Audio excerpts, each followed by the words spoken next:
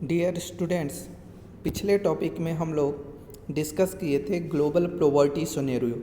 यानी global level पे poverty को किस तरह से मेज़र किया जाता है, कौन सी इंस्टीट्यूशन है जो पॉवर्टी को ग्लोबल लेवल पे मेज़र करती है। इस टॉपिक में हम लोग डिस्कस करेंगे काउज ऑफ पॉवर्टी, यानी पॉवर्टी के कारण क्या क्या हैं, यानी गरीबी किन कारणों के कारण जो है वो होती है और इंडिया में इसके कौन कौन से कारण जो है वो देखने को मिलते हैं। जिसमें हम सबसे पहले अगर पॉवर्टी के काउज की बात करें इंडिया में, तो इंडिया में पॉवर्टी का एक हिस्टोरिकल काउज देखने को मिलता है, वो है ब्रिटिश पीरियड के दौरान। ब्रिटिश गवर्नमेंट के दौरान इंडिया में कई तरह की एडमिनिस्ट्रेशन पॉलिसीज़ जो गवर्नमेंट की थी वो उस तरह की पॉलिसीज़ नहीं थी जिससे हमारा इंडस्ट्रियल डेवलपमेंट हो सके, यानी गवर्नमेंट की पॉलिसी जो थी वो इंडस्ट्रियल डेवलपमेंट की अकॉर्डिंग नहीं थी, जिससे हमारा यहाँ इंडस्ट्रियल डेवलपमेंट नहीं हुआ। इंडस्ट्रियल डेवलपमेंट नहीं होने के कारण बड़े पैमाने पे लोग बेरोज़गार रहे, अनएम्प्लॉयमेंट जिससे बढ़ता चला गया और कंट्री में जो है वो पॉवर्टी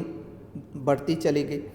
इसके अलावा अगर हम दूसरे काउज की बात करें कि दूसरा जो मेजर काउज है पॉवर्टी का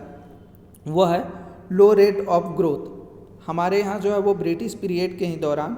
जो है इंडिया का ग्रोथ रेट जो था वो बहुत स्लोली हुआ, यानी बहुत स्लोली जो है वो इंडिया में ग्रोथ देखने को मिला। जहाँ दूसरे कंट्रीज़ की बात की जाए, जैसे कि अगर हम बात करें चाइना के, तो इंडिया के इंडिपेंडेंस के टाइम और चाइना की दोनों की जो है वो डेवलपमेंट लगभग एक जैसी थी, लेकिन इसके बावजूद भी चाइना जो है वो बहुत तीव्र गति से आगे बढ़ता चला गया। दूसरी कंट्रीज़ के कंपेयर में इंडिया बहुत पीछे रह गया। इसके पीछे ये कारण था कि ब्रिटिश गवर्नमेंट ने जो पॉलिसीज़ बना कर गई थी उससे हमारे यहाँ जो है वो ग्रोथ रेट कंटिन्यू बहुत स्लो रहा, तो यह भी एक कारण माना जाता है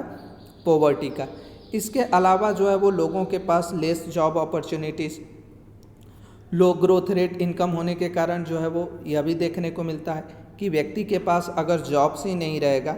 तो वो अर्निंग नहीं कर पाएगा तो वो प्रॉपर जो है वो लाइफ स्टाइल को जो है वो सरवाइव नहीं कर सकता है। तो लाइफ स्टाइल की में कमी आने का मतलब लिविंग स्टैंडर्ड जो डाउन हो रहा है, जिससे पॉवर्टी बढ़ते जा रही है, तो इसका कहीं ना कहीं कारण यह भी माना जाता है लेस जॉब अपॉर्चुनिटीज़। हमारे कंट्री में उतने बड़े पैमाने पे इंडस्ट्रीज़ ही नहीं हैं जितने लोगों को चाहिए। जैसे कि हम पहले भी डिस्कस कर चुके हैं कि प्राइमरी सेक्टर्स में जो है वो डिस्ग्रेस्ड अनएम्प्लॉयमेंट या हिडन अनएम्प्लॉयमेंट देखने को मिलता है। क्यों वहाँ पर इस तरह के अनएम्प्लॉयमेंट देखने को मिलता है? क्योंकि दूसरे सेक्टर्स में लोगों के पास जॉब अपॉर्चुनिटीज़ ही नहीं है। जॉब अपॉर्चुनिटीज़ लोगों के पास रहे तो वो प्राइमरी सेक्टर से माइग्रेट करके सेकेंडरी और टर्सरी सेक्टर्स में जाकर वहाँ पर जॉब कर सकते हैं।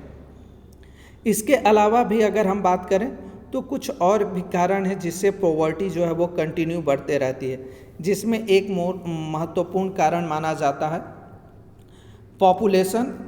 Growth rate. हमारे कंट्री में जो है वो पॉपुलेशन बहुत तीव्र गति से बढ़ रहा, या आप कह सकते हैं कि पॉपुलेशंस का जो है वो विस्फोट हो रहा है। दूसरे शब्दों में यह भी आप समझने का प्रयास कीजिए कि कोई भी गवर्नमेंट जो है या किसी भी कंट्री में ये पॉसिबल नहीं है कि करोड़ों लोगों को जो है वो प्रत्येक साल जो है वो जॉब प्रोवाइड कराया जा सके,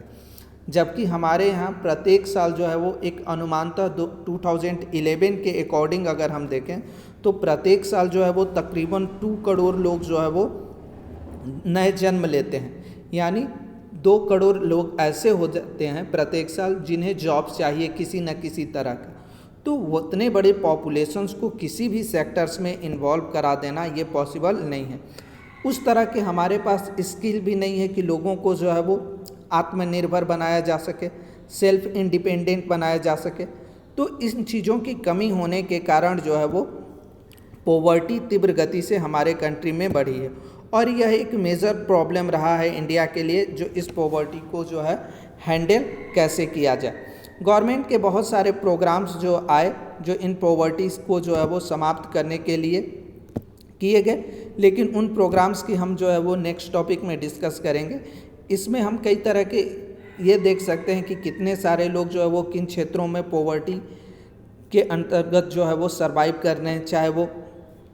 खेतों में काम करने वाला वर्कर हो, रिक्शा पुलर हो,